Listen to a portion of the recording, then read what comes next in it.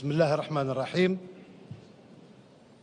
Monsieur le Président du Forum des chefs d'entreprise, Monsieur le Secrétaire général de l'UGTA, Madame et Messieurs les présidents des organisations patronales, Madame et Messieurs les ministres, Mesdames et Messieurs les membres du Forum des chefs d'entreprise, Mesdames et Messieurs, je voudrais tout d'abord vous remercier, Monsieur le Président du Forum, d'avoir invité le gouvernement à l'université d'été du Forum des chefs d'entreprise. Je suis personnellement honoré de m'adresser à cette distinguée assemblée et de débattre avec ses membres. Mes collègues ministres ne manqueront pas de saisir aussi l'opportunité de leur participation aux ateliers de votre université pour faire de même. Notre plaisir d'être avec vous se renforce également du fait que nous sommes politiquement dans le même camp, le camp de l'Algérie, le camp de ceux qui respectent les institutions de l'État et à leur tête, le président Abdelaziz Bouteflika. Je voudrais remercier l'UGTA et l'ensemble des organisations patronales pour leur motion de soutien qui vient d'être lue à l'endroit de Monsieur le Président de la République. Cette motion vient en droite ligne avec l'attitude de la grande majorité de notre peuple qui ne manque aucune occasion de réitérer son soutien, son appui, son respect et même son affection au président Abdelaziz Bouteflika.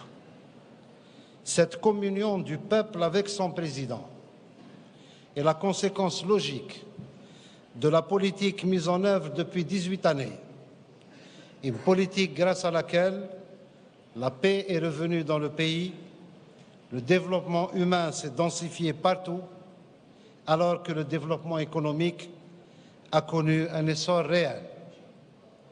Et c'est du développement économique et de la place qui occupe l'entreprise que je voudrais vous entretenir à présent. Monsieur le Président du Forum des chefs d'entreprise, Monsieur le Secrétaire général de l'UGTA, Mesdames et Messieurs, depuis l'année 2000, l'État a engagé plus de 36 000 milliards de dinars en investissement public. Ce montant colossal a permis la livraison de dizaines de milliers d'équipements pour satisfaire les besoins de la population dans tous les domaines du développement humain, qu'il s'agisse de l'enseignement, de la santé ou du logement, par exemple. D'importantes infrastructures de base ont également été réalisées pour améliorer les conditions de l'investissement et du développement économique. De plus, la dépense publique d'équipement a constitué l'essentiel du plan de charge de nos entreprises, même si, à notre grand regret, une part des montants engagés n'a pu être captée par les entreprises locales qui n'ont pas pu se renforcer suffisamment. Parallèlement, les pouvoirs publics ont mis en place une législation attractive pour la promotion de l'investissement ainsi que diverses mesures de soutien à la création et à l'extension des entreprises dans tous les secteurs. Certes, il est d'usage pour certains de dire que le climat des affaires n'est pas parfait dans notre pays. Il y a sans doute une part de vrai dans une telle affirmation. Mais dans le même temps, je voudrais rappeler quelques réalités nationales dans ce domaine. Premièrement, nous sommes l'un des rares pays au monde à accorder d'importants avantages fiscaux aux investissements qui peuvent même atteindre 15 années entre la réalisation et l'exploitation dans les régions du Sud et des hauts plateaux. Deuxièmement, nous sommes le seul pays au monde à prendre en charge les allocations des enfants de tous les travailleurs, même ceux des entreprises, y compris les entreprises étrangères installées en Algérie. Troisièmement, Nous sommes le seul pays au monde à maintenir délibérément le taux d'intérêt en dessous du taux d'inflation et même à les bonifier de moitié au profit des investisseurs. Quatrièmement, nous sommes parmi les rares pays du monde à soutenir financièrement le recrutement des primo-demandeurs d'emploi. Cette politique a donné des résultats, à l'image de l'entrée en activité de plus de 50 000 nouvelles petites et moyennes entreprises recensées par l'ANDI qui ont bénéficié des soutiens publics et qui ont créé des centaines de milliers d'emplois permanents. Mieux, la décentralisation du traitement des dossiers d'investissement a eu pour résultat l'émergence d'un esprit d'entrepreneuriat dans toutes les wilayas du pays. Ainsi, durant les 9 premiers mois de l'année en cours, près de 4 000 nouveaux dossiers d'investissement ont été introduits auprès des guichets uniques de l'ANDI dans les 48 wilayas. Je relèverai une autre indication réjouissante. C'est que 34% de ces dossiers ont été engagés au niveau des hauts plateaux et que 13% de ces dossiers également ont été déposés au niveau des wilayas du Sud. Tout cela veut dire que l'investissement et les entreprises sont devenus des facteurs de concrétisation de la politique d'aménagement du territoire. Monsieur le Président du Forum, Monsieur le Secrétaire général de l'UGTA, Mesdames et Messieurs, la construction nationale que l'Algérie mène sous la direction du Président Abdelaziz Bouteflika s'est retrouvée menacée ces dernières années par l'impact brutal de la chute des prix des hydrocarbures sur le marché national. Les entrepreneurs que vous êtes peuvent imaginer quelle serait la situation de toute entreprise qui perdrait brutalement 50% de son chiffre d'affaires, et c'est bien ce qui est arrivé à notre pays. D'ailleurs, même les entreprises ont ressenti l'impact de ce choc financier à travers la baisse des investissements publics ou à travers les retards dans le paiement des entreprises ayant fourni des prestations à l'État ou à ses démembrements, ou encore à travers la baisse de la disponibilité du crédit au profit des projets d'investissement. Grâce à Dieu et grâce aux orientations de Monsieur le Président de la République, notre pays a mis en place une démarche qui lui permettra de surmonter cette crise financière et de ne pas exposer à une régression grave à la fois le bien-être social des citoyens, mais aussi l'économie du pays. La solution financière est désormais là, avec le recours par le Trésor public à l'emprunt auprès de la Banque d'Algérie. Le dépassement véritable de la crise économique et financière à l'issue de quelques années nécessitera aussi des réformes que le gouvernement mènera.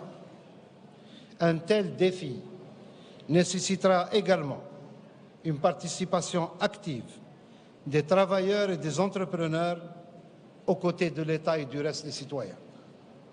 C'est là tout le sens de l'appel de Monsieur le Président de la République lors du Conseil des ministres du 6 septembre dernier aux partenaires économiques et sociaux.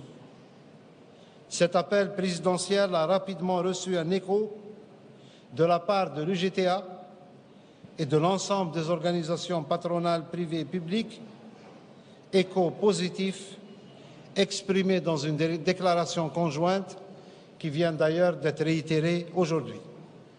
Pour sa part, le gouvernement agira dans l'esprit de notre cadre tripartite, souhaitant saisir cette tribune également pour vous faire part de quelques-unes des mesures qu'il a arrêtées en appui au développement de l'économie nationale et de l'entreprise locale, et pour vous faire part aussi de l'attente des pouvoirs publics quant à une plus grande implication des entreprises dans toute la chaîne de développement économique. Monsieur le Président du FCE, Monsieur le Secrétaire général de l'UGTA, Mesdames et Messieurs, comme vous l'avez relevé dans le plan d'action du gouvernement et dans l'actualité de ces derniers jours, le gouvernement entend mener plusieurs réformes pour améliorer le climat des affaires, y compris par la modernisation du système financier. Ce système financier vient d'ailleurs de connaître l'introduction de produits de la finance islamique au niveau bancaire qui seront bientôt suivis de l'avènement de bons du Trésor conformes à la charia. C'est une demande de notre peuple et c'est une attente de beaucoup de nos opérateurs. Mais, par-delà ces mesures organisationnelles, le gouvernement a déjà pris une série de décisions de portée économique, parmi lesquelles les 10 mesures suivantes. Premièrement, la relance de l'investissement public, avec en 2018 un budget d'équipement de plus de 4 000 milliards de dinars, en hausse de plus de 1 000 milliards de dinars comparativement à l'année 2017. Et là, je vous parle des 1 000 milliards de dinars en plus destinés à l'investissement. Je ne parle pas de 900 milliards qui sont destinés à rembourser les créances ou à rembourser la CNAS. Ces crédits comporteront près de 250 milliards de dinars directement destinés au développement local. Mieux, le budget pour l'année prochaine comprendra également plus de 260 milliards de dinars destinés à la bonification des taux d'intérêt. Deuxièmement, la remise en activité de l'intense programme de soutien à l'agriculture décidé par Monsieur le Président de la République en 2009 et malheureusement contrarié par la crise financière ces dernières années.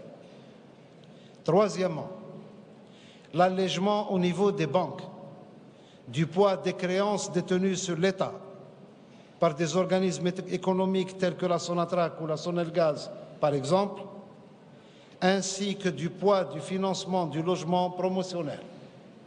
Ce faisant, des montants très importants de liquidités seront de nouveau disponibles au niveau des banques pour les crédits bancaires à l'investissement. Quatrièmement, la réactivation du Fonds national de l'investissement pour accompagner des investissements majeurs. Cinquièmement, le maintien de l'ensemble des mesures de soutien à l'investissement et de bonification des crédits à l'investissement, ce que mes amis du ministère des Finances appellent à juste titre de la dépense fiscale et qui s'élève à plus de 400 milliards de dinars. C'est un débat interne au gouvernement entre les partisans de la réduction de la dépense fiscale et les partisans de son maintien pour que vous puissiez continuer à avancer. Et jusqu'à présent, c'est les partisans du maintien de la dépense fiscale qui, grâce à Dieu, ont réussi pour vous accompagner encore. Sixièmement, la réhabilitation dans un délai maximum d'une année, plutôt la réalisation, dans un délai maximum d'une année, des 50 nouvelles zones industrielles sous la responsabilité directe des Wali, auprès desquelles l'opération est désormais décentralisée. Septièmement, une décentralisation accrue au niveau des wilayas de tous les actes et procédures liés aux investissements, qu'il s'agisse des démarches auprès des guichets uniques locaux ou qu'il s'agisse de l'accès aux fonciers industriels. Huitièmement, le rétablissement de la priorité à la production nationale dans le cadre de la commande publique, conformément au Code des marchés publics en vigueur, qui, je vous le rappelle, accorde une préférence même à 25% plus cher. Neuvièmement, le recours aux appels d'offres nationaux pour toute réalisation publique. L'appel aux entreprises étrangères de réalisation deviendra ainsi l'exception lorsque l'outil national ne sera pas en mesure de la prendre en charge. Dixièmement, enfin, la mise en place de mesures de sauvegarde du marché national pour réduire le volume des importations, préserver les réserves de change, mais aussi pour permettre à la production nationale et à l'entreprise nationale de se réapproprier le marché local. Monsieur le Président du Forum des chefs d'entreprise, Monsieur le Secrétaire général de l'UGTA, Mesdames et Messieurs, parallèlement à ces mesures que je viens de vous annoncer au profit du développement économique et particulièrement au profit de l'entreprise locale, je voudrais à présent vous faire part des contributions et initiatives que le gouvernement attend des entreprises et des organisations patronales. Elles sont nombreuses, je me contenterai d'en citer 7. Premièrement, nous vous demandons de nous aider à bien connaître la production nationale pour savoir avec exactitude les domaines dans lesquels elle couvre déjà la demande locale. Deuxièmement, nous vous demandons de travailler en collaboration avec nos administrations locales à l'établissement d'une carte économique du pays, wilaya par wilaya, afin d'identifier les opportunités d'investissement qui existent, ainsi que les créneaux éventuellement déjà saturés. Troisièmement, nous vous demandons de contribuer à la réalisation ou à la réhabilitation, ainsi qu'à la gestion des zones industrielles que les pouvoirs publics sont prêts à mettre sous l'autorité des opérateurs qui y travaillent, pour peu que ces derniers s'organisent à cette fin. Quatrièmement, nous vous appelons à investir à travers le pays dans les réseaux de distribution de la production nationale, manufacturier ou agricole. C'est par ces méthodes modernes que le marché sera mieux régulé et que le producteur, y compris l'agriculture, pourront travailler avec de la visibilité dans ce qui concerne les débouchés. Cinquièmement, nous vous demandons d'investir dans les différents créneaux de la chaîne d'exportation de la production nationale. Nous devons avoir demain des entreprises de prospection de marché à l'extérieur. Nous devons avoir demain des entreprises de packaging. Nous devons avoir demain des entreprises d'affrètement, de transport de fret. Et nous devons avoir demain, je l'espère, même des entreprises privées dans le transport aérien ou maritime de fret.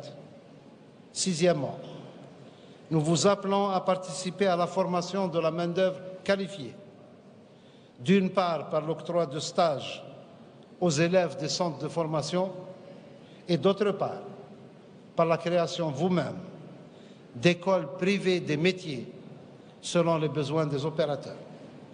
Septièmement, enfin, nous vous demandons de participer à la recherche-développement au niveau des entreprises pour améliorer la qualité des produits et des prestations, de sorte à aller à la conquête accrue de marchés extérieurs.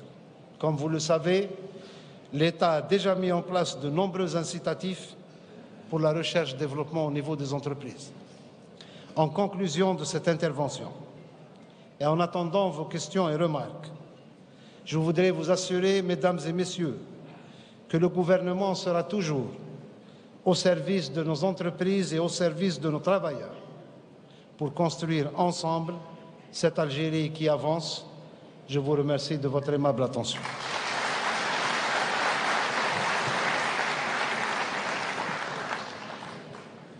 Je crois que maintenant je dois me mettre quelque part ici.